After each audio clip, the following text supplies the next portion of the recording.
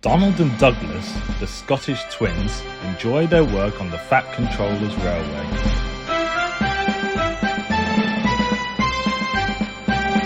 From working on both the Little Western and Edwards branch line to double-heading long-haul trains to the other railway and beyond.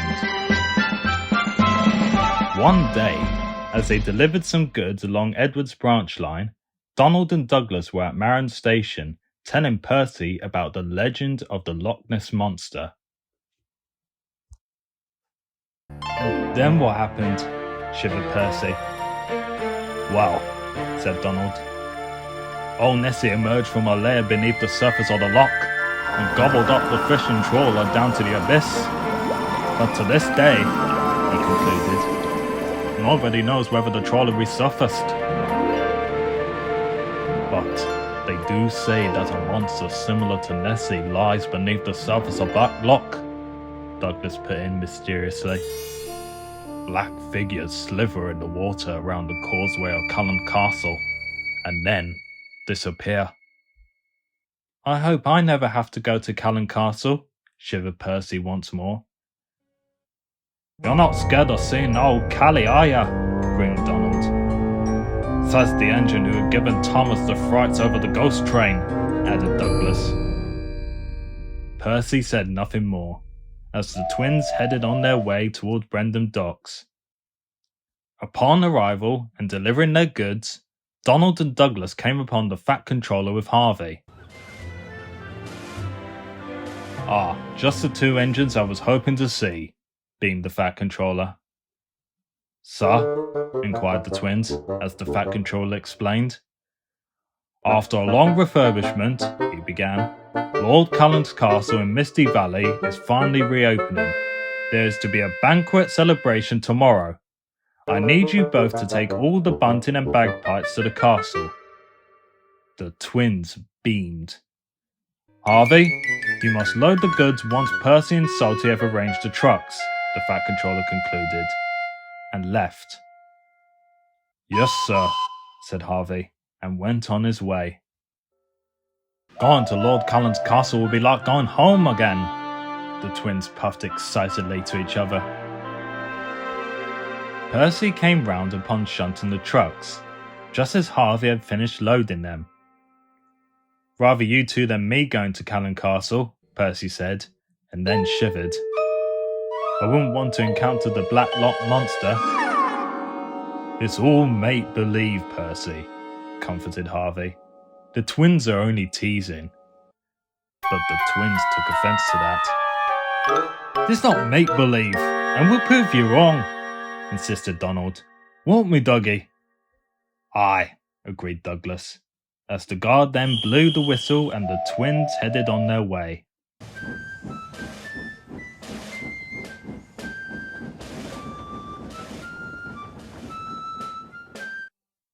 Cullen Castle is nestled near a causeway crossing Black Loch. In days of old, the Scottish Sudrian castle was inhabited by Godred the Impaler. Many believe that the surrounding area is haunted by him, and so, whenever the engines have an accident here, they all blame it on Godred. Beware of Godred when crossing Black Loch, the engines would say to those who ventured. But nowadays, the old castle was inhabited by Lord Cullen. The banquet train was running smoothly and the twins were making good speed as they began to round the loch, still determined to prove the engines wrong as Cullen Castle lay ahead.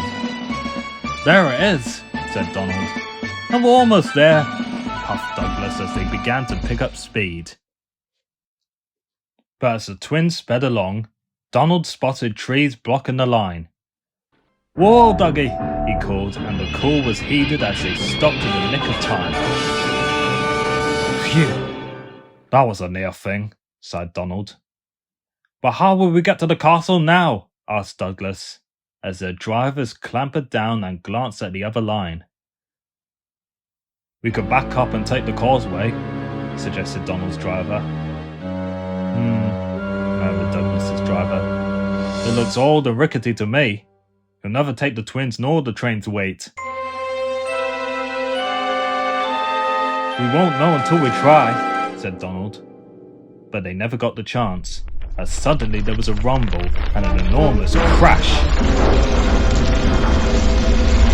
A landslide from the other end knocked the brake van right off the rails. Well, that's torn it, said Donald's driver. What do we do now?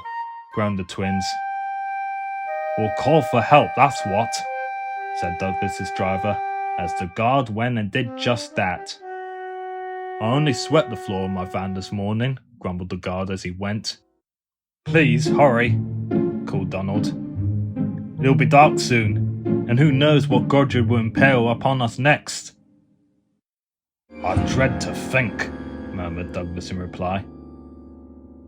The Fat Controller meanwhile was being measured for a new outfit, given to him specially by Lord Callum for the banquet. Splendid outfit, sir, and a perfect fit too, said the tailor. Will certainly ride up with wear. Thank you, replied the Fat Controller, as he answered the telephone. Donald and Douglas trapped by the lock, he exclaimed. I'll send help as soon as I can.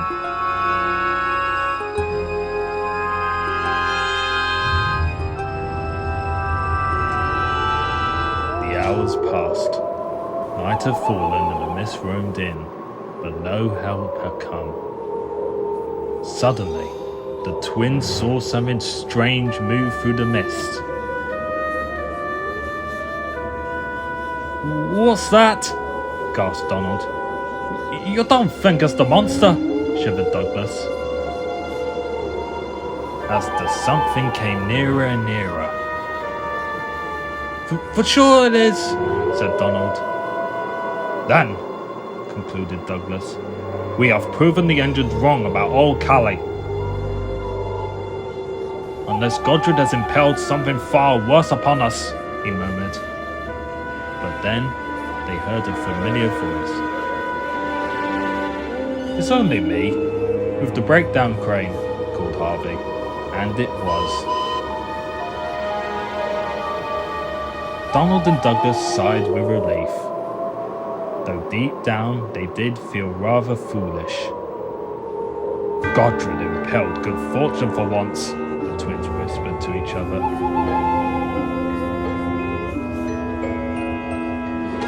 It was dawn by the time the tracks had been cleared, and Donald and Douglas made for the castle. Thank you, Harvey, they called as they went. At Cullen Castle, meanwhile, Lord Callan's workers stood waiting as the twins finally arrived. Then in no time at all, the castle was soon decorated and the banquet, once it got underway, was a great success. You've a splendid pair of engines, Topham, Lord Callan said pleasingly. The pride of Scotland. And really useful too, added the Fat Controller. Okay, agreed the twins.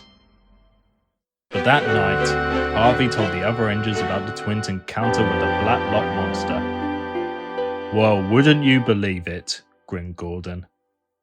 Donald and Douglas meeting the legendary breakdown crane monster of Sodor, added James. Make-believe nonsense, snorted Henry.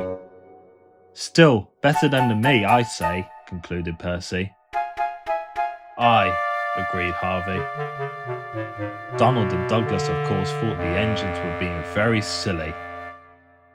Never underestimate the legend of old Callie, or what Godred may impale upon ye, they said concludingly, even though they have been proven wrong about what lies beneath. Or had they?